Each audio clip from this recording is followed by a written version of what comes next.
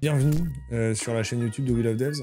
Dans cette vidéo, on vous met en replay en fait une interview de Kevin Douglas qui a eu lieu à distance lors de l'antenne libre qui a eu lieu ce mercredi. Là, on est le 19 mai au moment où j'enregistre. Kevin, il est venu parler de l'extension pour Firefox qu'il a développée qui permet de booker automatiquement un créneau pour aller se faire vacciner le plus vite possible parce que maintenant, vous savez, il y a les doses dernière minute, etc. Et chronodose, ça oblige à refresh en permanence. Donc, vous pouvez utiliser ce plugin et pendant le live, hein, vous verrez pendant l'interview, il y a les gens qui bookent des doses pour aller qui bookent des doses de vaccin, donc c'était assez bonne ambiance. Vous verrez, c'est assez facile de faire une extension pour browser et on regarde le code ensemble, c'est un code open source et il m'explique dans le code ce qu'on peut y voir. Et puis voilà, Kevin, il a aussi un message à faire passer, on parle un peu de tout ça et j'espère que vous avez passé un bon moment. Qu'est-ce que tu peux nous raconter sur Vaccin Click? Qu'est-ce qui s'est passé? Quel est le storytelling? Allez, un peu de storytelling, attention, rien n'est préparé, tout est en direct. Et bah écoute, comme tout le monde, j'ai envie de partir en vacances et donc de me faire vacciner.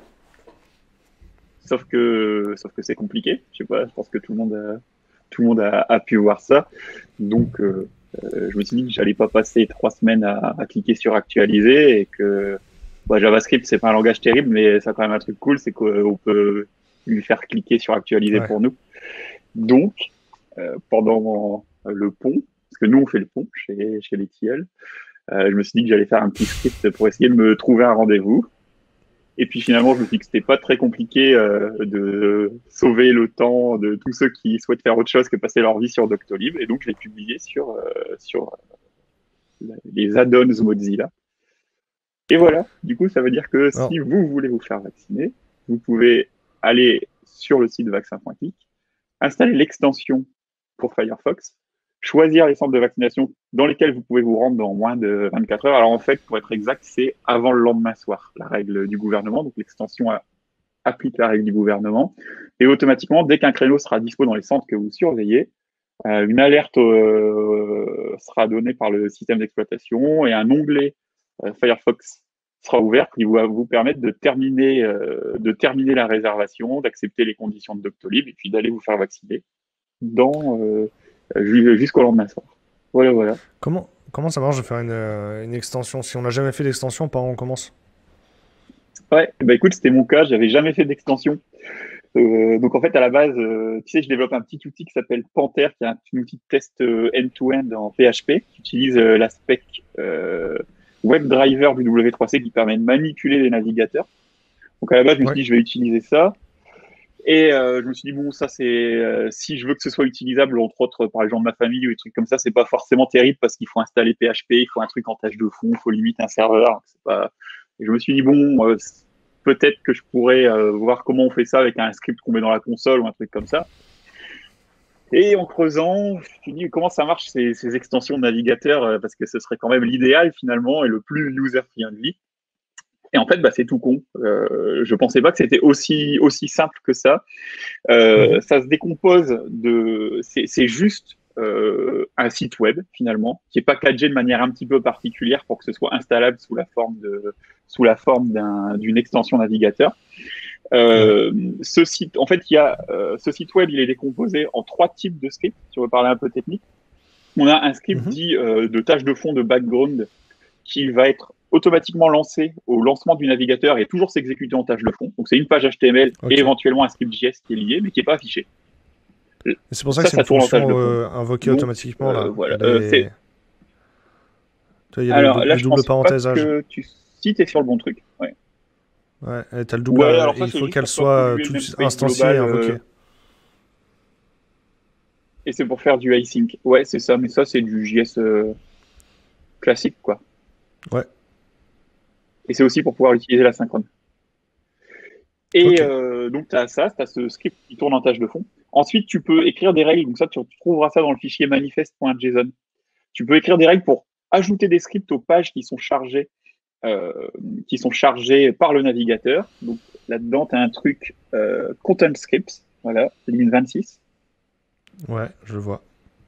Un petit peu plus bas dans content scripts. Et là, tu peux lui donner des patterns et lui dire, pour chacune de ces pages qui matchent ces patterns-là, tu vas injecter mon propre script. C'est comme ça que j'ajoute les boutons pour surveiller les centres dans Doctolib et puis qu'ensuite, je lance le formulaire de réservation automatique. Et puis finalement, tu peux lui enregistrer c'est dans Browser Action. Tu peux lui dire, je veux que tu m'affiches une petite icône dans le navigateur. Et quand tu cliques sur cette icône, tu vas m'afficher une page HTML. C'est bête et méchant.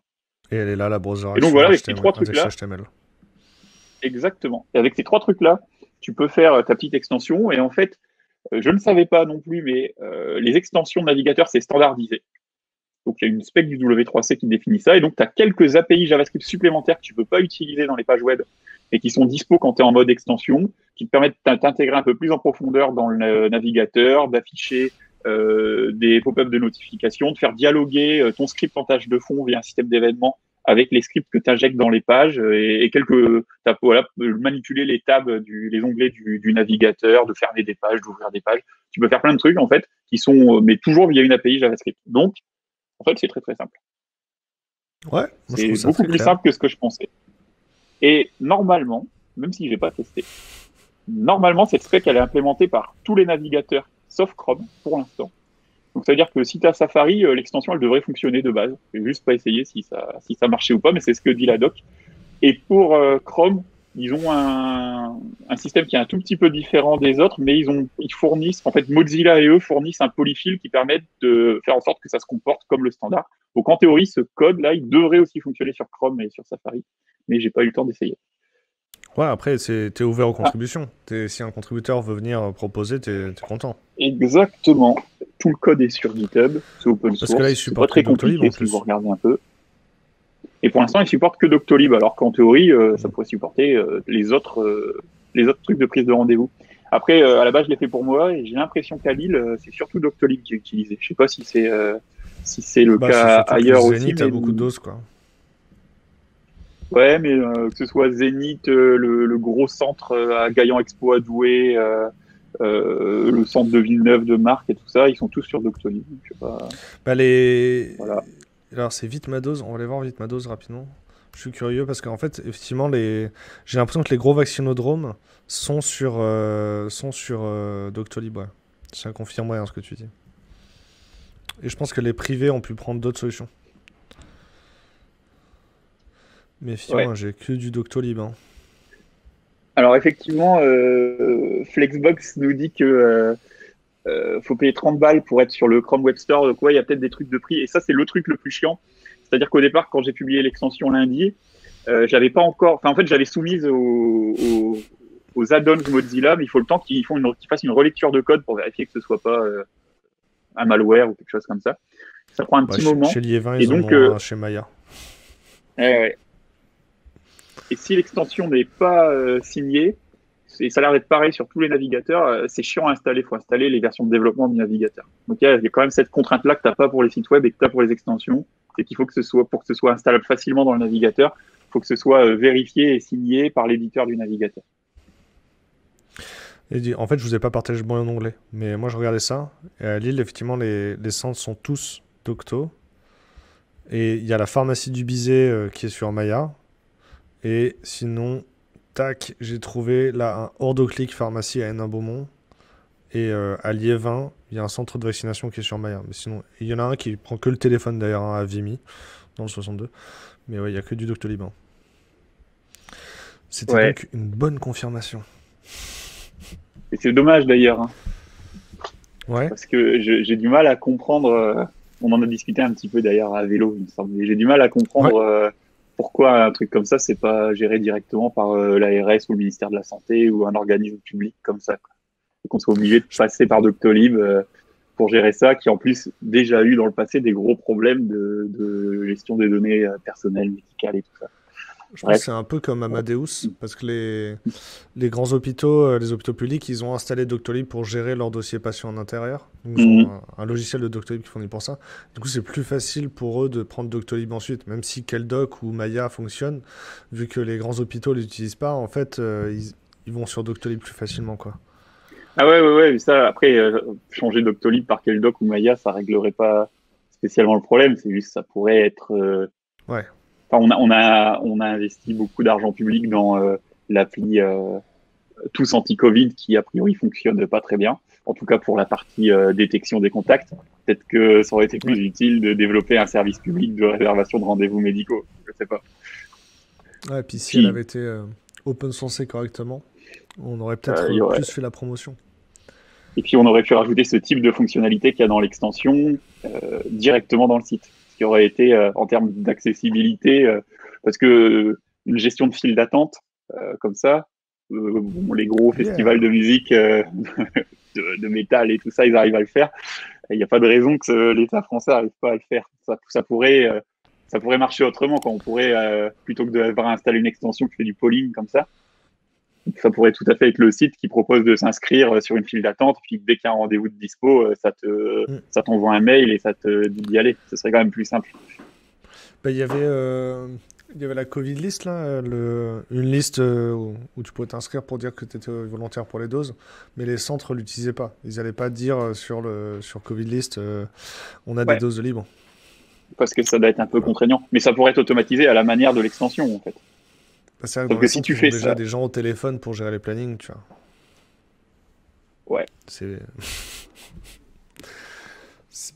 Ça fait du taf en plus, quoi. Et ils ont déjà beaucoup de gens devant eux à gérer, en fait. Ouais, mais je veux dire, ça pourrait être géré directement. Enfin, si tu avais un Doctolib public, ou même si Doctolib implémentait cette fonctionnalité-là, ce qu'il pourrait tout à fait faire, ça simplifierait Ouais. beaucoup la vie à ceux qui n'ont pas connaissance de Vitmados ou de cette extension. Mais ils ont mis, là par exemple, sur mes rendez-vous médicaux avec des spécialistes, ils ont mis le fait d'avoir une alerte quand un rendez-vous se libère. Donc, genre, mon rendez-vous avec un spécialiste, j'ai pu l'avancer 3-4 fois. Et au début, j'avais un rendez-vous mi-juin, et finalement, mon rendez-vous, il est semaine prochaine, tu vois. C'est, c'est encore un peu chaud parce qu'ils envoient un email à plein de gens, et du coup, c'est le premier qui clique qu'il a, tu vois. Je sais Ouais. pas si. Parce qu'il faut quand même une confirmation comme quoi t'es dispo, tu vois. Et là, quand tu utilises l'outil, tu te dis, euh, peu importe le moment, je vais être dispo. Ou dans l'outil, tu peux dire que tu as des plages où tu peux y aller, d'autres non.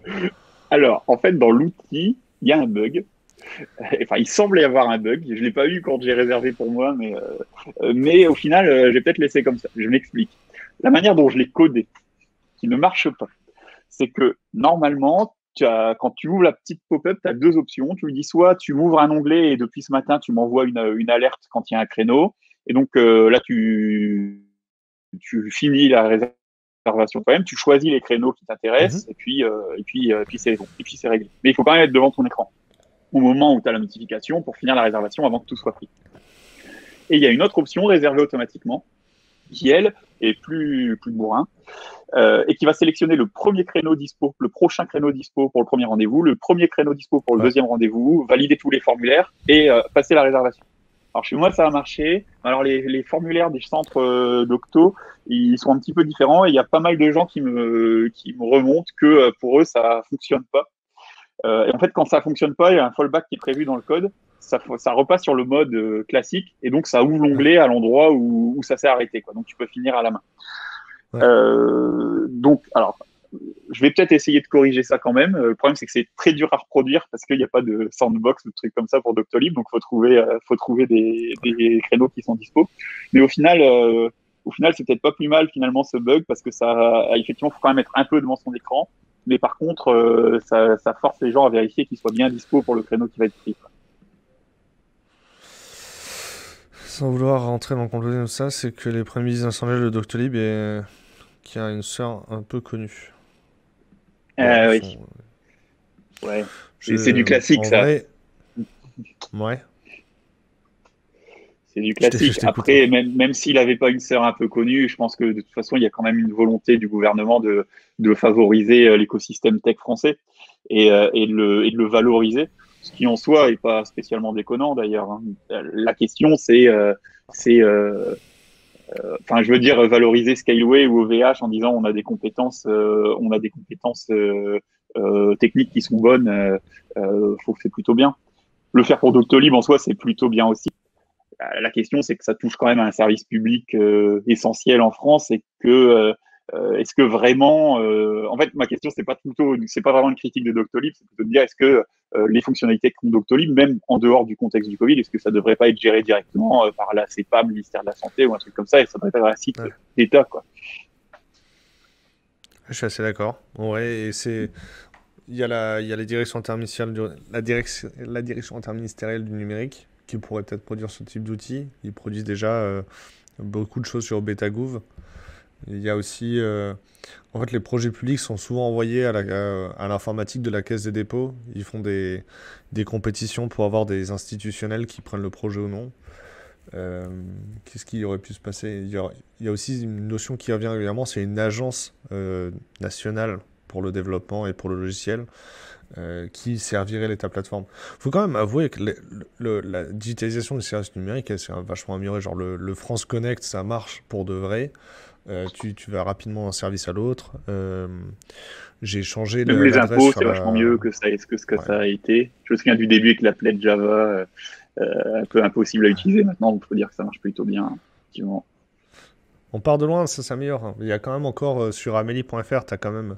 Tu vois, par exemple, en fonction de la CPAMOT, tu peux pas envoyer de doc par mail, tu vois. Enfin, tu peux pas mettre de pièces jointes dans tes messages, quoi. C'est juste en fonction de. Est-ce que.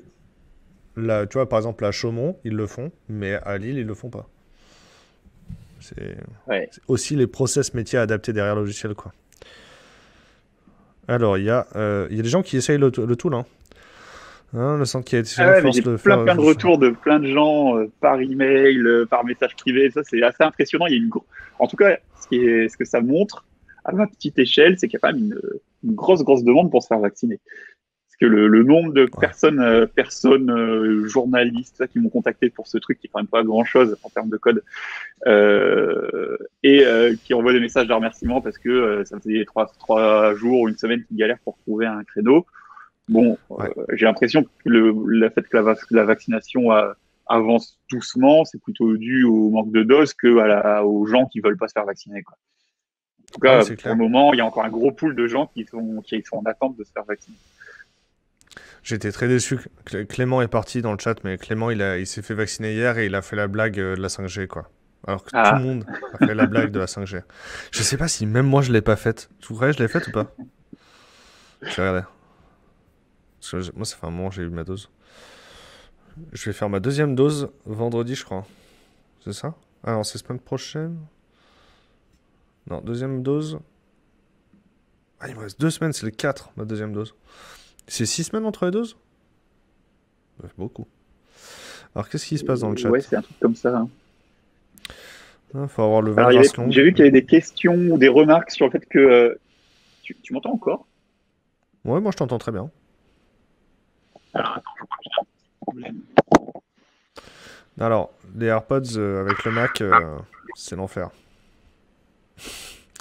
En fait, quand tu utilises les AirPods sur ton Mac, il vaut mieux utiliser en entrée principale le microphone du MacBook, parce que sinon, le fait que le son remonte, ça te dégrade la qualité dans les deux sens. Question de bande passante. Par contre, là, je t'entends plus. Il faut probablement que tu règles le son. Alors, je te vois en muet déjà. Je peux pas te démuter. Moi, je peux. Est-ce que c'est Et mieux? c'est bon, je t'entends. Ah, parfait. Bon, j'ai coupé les AirPods, je pense que ce sera plus simple. Vas-y. Ouais, je disais dans le chat, il y avait un truc intéressant. Je crois que ça s'est effacé. C'était Faut une retrouver. remarque de Guillaume de Rosier qui disait que ce serait bien que Doctolib et les autres plateformes fassent du PubSub. Effectivement, ça réglerait quand même beaucoup de problèmes. Et c'est marrant parce que hier, j'ai envoyé un tweet à l'équipe technique de Doctolib et qui n'a pas répondu. Bon, après, ils doivent avoir du boulot en ce moment. Alors, des charges, je peux comprendre qu'ils ont autre chose à faire. Mais c'est vrai que techniquement, c'est que je développe, et puis nous aussi, au TIEL, on développe un truc qui s'appelle Mercure, qui est un protocole un protocole basé sur les standards du web qui permet très facilement de faire du push vers des navigateurs et des applications web mobiles. Et l'avantage que ça a par rapport à des trucs comme WebSocket, c'est que c'est beaucoup plus haut niveau et très très facile à intégrer dans une application existante. En gros, côté serveur, il faut juste que tu fasses un post vers un serveur qui fait ça, open source, et standardisé. Et côté client, tu utilises SSE, donc en JavaScript, tu as une primitive qui s'appelle event source qui te permet de recevoir un événement à chaque fois que quelque chose est poussé par le serveur. Donc ça, c'est utilise vraiment 4-5 lignes de code. Et du coup, j'aurais fait un petit tweet parce que en ayant étudié un peu comment fonctionne leur système pour faire l'extension, effectivement, c'est vraiment dommage qu'il n'y ait pas un système de ce type-là de mis en place. Ça permettrait de ne pas avoir besoin en fait d'une extension comme ça.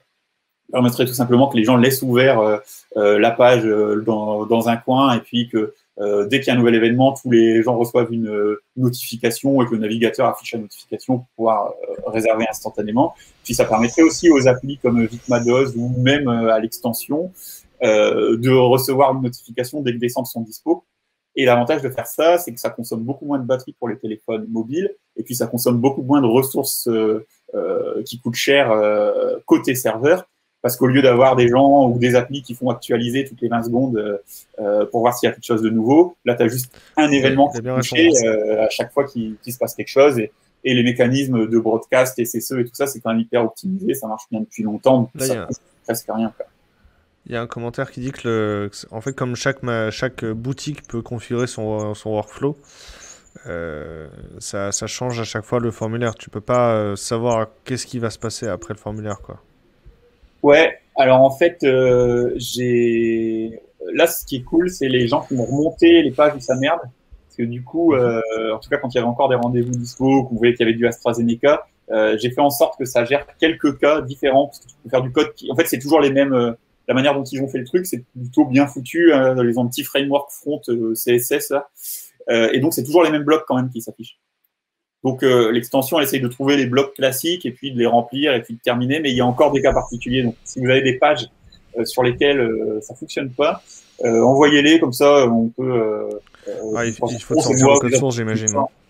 Ouais, voilà, on peut rajouter ces cas-là dans le truc qui essaye de réserver automatiquement. Parce que si on t'envoie juste un screenshot, tu vas pas pouvoir retrouver les ID, etc. Ouais, c'est l'URL de la page. Ou l'URL de la page, ok. Le mieux, c'est l'URL. Bon, bah, c'est cool, merci beaucoup. Eh ben, merci à toi. Est-ce que tu as un mot de la fin? Un message à faire passer? Bonne vaccination, puis je sais pas, espérons qu'ils déploient vite les antennes 5G, vu qu'il y a un moratoire à Lille en ce moment pour qu'on le capte bien, quoi. Je sais pas si je fais une blague ou un message engagé, je suis perdu. Mais moi j'aimerais bien avoir des antennes 5G, très honnêtement. Mais en vrai, j'ai un vieux OnePlus qui captera pas la 5G.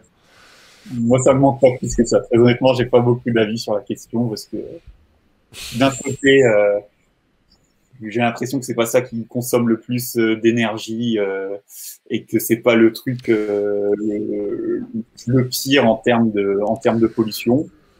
Mais d'un autre côté, est-ce qu'on a vraiment besoin de ça et est-ce que ça va dans le sens de la société qu'on veut et de toujours développer des nouveaux trucs alors qu'on n'exploite déjà pas à 100% les choses qui existent déjà.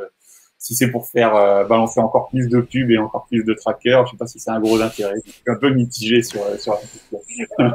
Je pense que c'est vraiment plus important pour les zones rurales parce que la 4G fonctionne pas très bien en zone rurale. C'est parce qu'elle est pas ciblée en fait.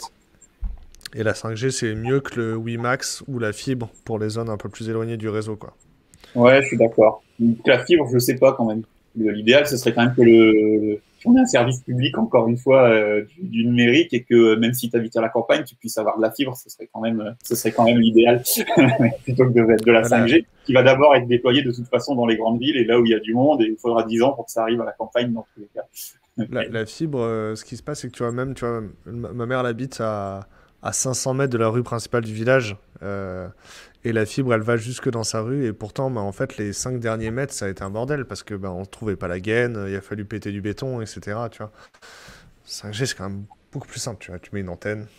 Il n'y a pas besoin de creuser des tranchées sur des kilomètres pour aller jusqu'à ta baraque, quoi. Ouais. Alors, la 5G n'a pas une portée plus faible que la 4G. Elle peut diriger son signal, donc elle peut être plus précise. Je crois qu'il y a différents modes. Ça a l'air un peu compliqué, tout ça. Tu sais, tu as des modes très haut débit, très courte portée et des modes avec débit dégradé avec une plus longue portée. En tout cas, en t'en renseignant un peu sur le truc, c'est vrai que c'est du gros boulot quand même. La spec couvre quand même beaucoup de cas. Il y avait beaucoup de défauts de la 4G, parce que la 4G, elle a vraiment qu'un seul mode de fonctionnement. Et en fait, pour faire de la 5G, c'est même possible de recycler 3 antennes 3G et de les orienter correctement pour pouvoir faire un signal intensifié, quoi. Mais en gros, la 4G avant, elle arrose à 360 et si on est 5 dessus, le débit il est divisé par 5, quoi. alors qu'avec la 5G, on peut donner plus de débit à celui qui en consomme plus, on peut diriger le signal, parce que si personne est sur les 180 degrés derrière, on va diriger le signal. Voilà, la 5G, c'est plus flexible comme techno que ce qu'on a jusqu'à présent. Bon, c'est cool. On va consommer plus de MO. Bref, Kevin, je te libère et je vais finir avec le chat et puis après je vais aller manger. Moi, je vais aller manger tout de suite parce que je suis en consulting. Donc, je te remercie pour le temps d'antenne et puis je te dis à bientôt. Là, on va pouvoir aller en terrasse en plus. Donc, top. Ouais, on va essayer de l'extraire pour la mettre sur YouTube, cette séquence-là. Je vois ça avec tes potes tout à l'heure. À bientôt. Ça marche. Allez, à bientôt.